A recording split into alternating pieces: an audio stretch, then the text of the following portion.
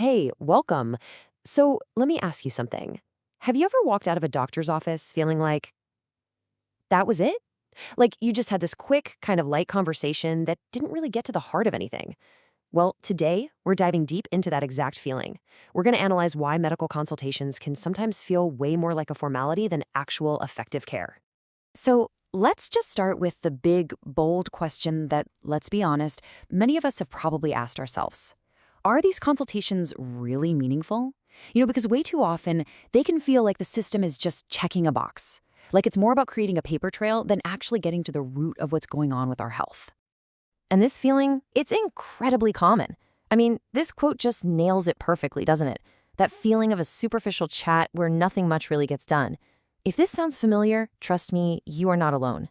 And what's really interesting is that there's actual research that explains why this happens.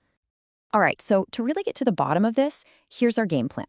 We're going to start by looking at when these consultations actually work really well.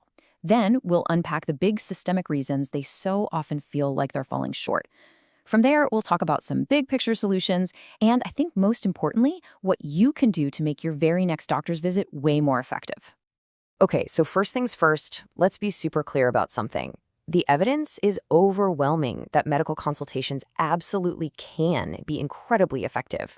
The problem isn't the idea of the consultation itself, it's the environment they're forced to happen in.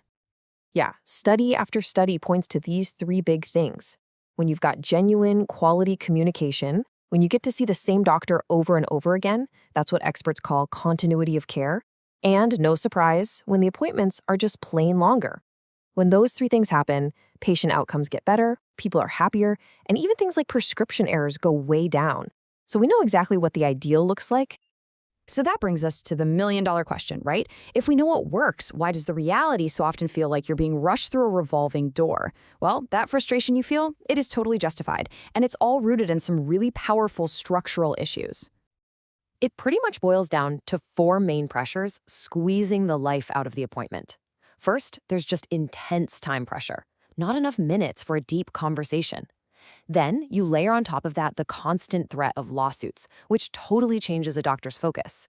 This gets even worse because of system incentives that often reward seeing more patients, not better care. And finally, as medicine gets more and more specialized, it can be really hard to know who's in charge of your overall health. And all of this leads to a practice that's known as defensive medicine. This is huge. It's when a doctor, terrified of getting sued, might order a bunch of tests, not because they're truly necessary for your health, but to create a paper trail proving they did everything.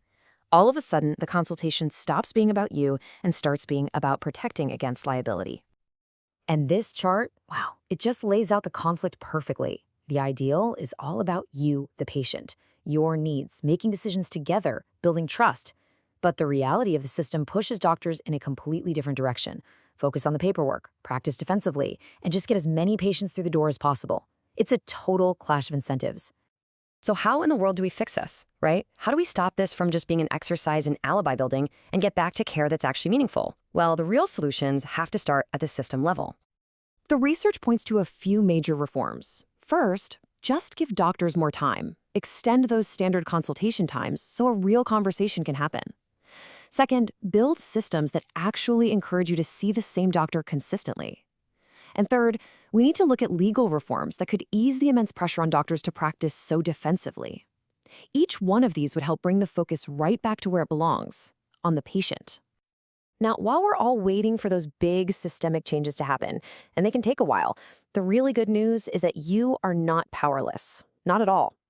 There are very real, very practical things you can do right now to make your own appointments better. So think of this as your personal toolkit. First step, before you even walk in the door, write down your top 3 most important points. This lets you take control of that limited time. Second, at the very beginning of the appointment, just say, my main goal for today is... Third, don't ever be afraid to ask why. Why this test? Why this medicine? Are there alternatives? Fourth, whenever you can, stick with the same doctor for ongoing issues. And finally, keep your own notes. Write down what they said, what the results were, make sure nothing gets lost. So what's the big takeaway from all of this? It's really simple.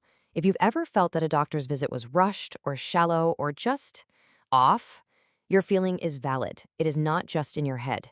It's a real, well-documented problem that's baked into the very system itself. And ultimately, it all comes down to this. Yeah, the system creates a ton of pressure for these visits to just be a formality, but you have the power to change that dynamic. By showing up prepared, by being an active participant, you create an opportunity to cut through all that noise and have a conversation with real substance.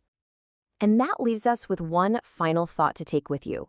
Knowing everything you know now, about the pressures, but also about the possibilities, what is the one thing you're going to do differently at your next consultation to make it really, truly count?